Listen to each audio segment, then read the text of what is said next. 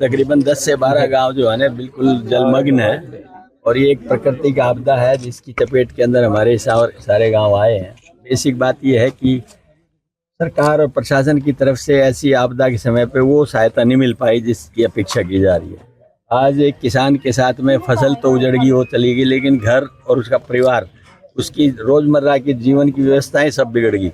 इस बात का लेकर के बहुत भारी परेशानी पूरे गांव के अंदर देखने के लिए मिल रही है और अभी भी पानी का फ्लो रुक नहीं रहा है। तो मेरा तो यही कहना है प्रशासन से कि पहले सबसे पहले पीछे से उसकी जो फीडबैक है पानी की, जहाँ से पानी आ रहा है उसको रोका जाए और इस पानी को निकासी के लिए कोई एक ऐसी जगह बताई है कि भाई यहाँ डाडम के उसमें डाल दिया जाए तो शायद इसका ये समाधान हो सकता है। ये काम सिर्फ प्रशासन को करना चाहिए, मुस्तैदी से करना चाहिए, वार फुटिंग पे करना चाहिए, क्योंकि रोजमर्रा के अंदर आदमी सूखे में 10 साल रह सकता है लेकिन गिल्ले में 2 दिन भी निकालना बहुत मुश्किल हो जाता है। ये एक ऐसी व्यवस्था है जो सरकार को तुरंत प्रभाव से सारी बातों को छोड़ के प्राथमिकता के आधार के ऊपर लेनी चाहिए।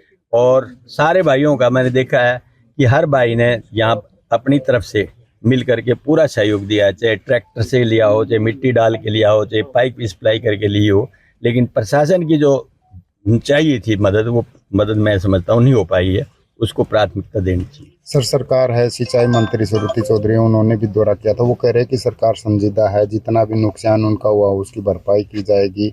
विपक्षी राजनीति नहीं है ये, मैं खाली अपने यहाँ की बात नहीं कर रहा। अगर ये इनकी कहने की बात करते हैं तो इनके भाजपा सरकार ने जहाँ डबल इंजन सरकारें भी रही है, वहाँ पंजाब के अंदर क्या हुआ है उनका, और दूसरी जगह पे जहाँ पानी की चपेट आज तक लगी है उन्होंने क्या किया है। 1600 करोड़ रुपए की घोषणा कुल दी है, जबकि वहाँ 1900 गाँव इफेक्टेड है और जिनमें 20 से 30 हजार करोड़ की उनकी मांग थी। वहाँ पर ये ऊँट के मुँह में जीरे जैसा इन्होंने सहयोग देने की बात की है। जहाँ तक रही प्रकृति की आपदा की, हिमाचल की, तकरीबन मैं समझता हूँ 1/4 जो है ना पूरा हिमाचल तबाह हो चुका है उसके अंदर प्रकृति की आपदा में। वहाँ पर 1400-1500 रुपए की आप घोषणा करते हैं।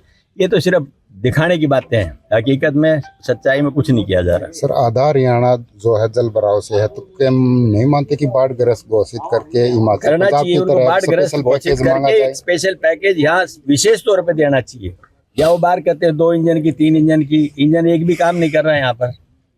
ये तो सब वो जो wearer knows where the shoe pinches, जो पीड़ित है उनको पता है कि कहाँ क्या परेशानी है। इनके कहने से क्या होता है, जबानी जमा खर्च तो कोई भी व्यक्ति कर देगा।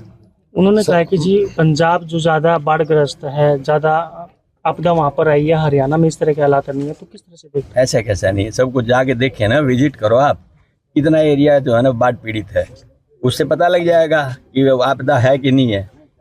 सर, सरकार ने जो मुआवजा राशि जारी की है 7 से 15 हजार प्रति एकड़ की, कम से कम 7 हजार ज्यादा, उसको कैसे देखते हैं? क्या मांग करेंगे प्रति एकड़? कम से कम 50,000, कम से कम 50,000 होनी चाहिए, तब जाके किसान को ये लगेगा कम से कम मेरी पूरी आजीविका अगले 1 साल तक चल सकती है।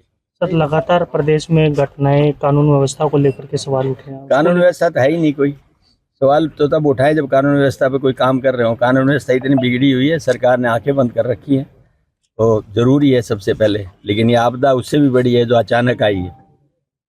सर, बात करें तो उपराष्ट्रपति का चुनाव हुआ, उसमें किस तरह से देख रहे हैं तमाम चीज़ों? देखिए, वो एक प्रक्रिया थी, वो हो गया और जो होना था वो समापन हो चुका। अब उसका कोई क्या जिक्र कहें उसका।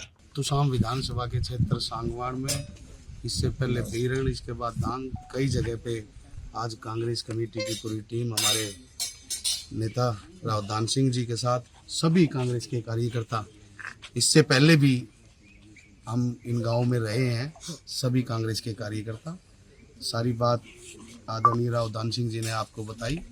मैं तो एक ही बात कहना चाहूँगा कि कांग्रेस का एक एक कार्यकर्ता इस आपदा में प्रत्येक गांव के लोगों के साथ खड़ा है और मैं आपके माध्यम से कहना चाहूँगा कि सरकार को इसमें बहुत ठोस कदम उठाने की ज़रूरत है। इससे पहले देखो आप, गांव कड़ंगा में 3 बच्चियाँ जो बारिश का पानी भरने से छत गिरी और 3 बच्चियाँ एक्सपायर होगी, और अब भी लोगों के घरों में पानी घुस गया है। और लोगों के घरों में पानी घुसने का मतलब ये है कि कोई भरोसा नहीं वो छत कब गिर जाए। एक आदमी जिंदगी में एक बार ही घर बना पाता है। तो मैं सरकार से ये निवेदन करूंगा कि आप शीघ्र से शीघ्र पानी निकासी की व्यवस्था कराएं। आपका धन्यवाद।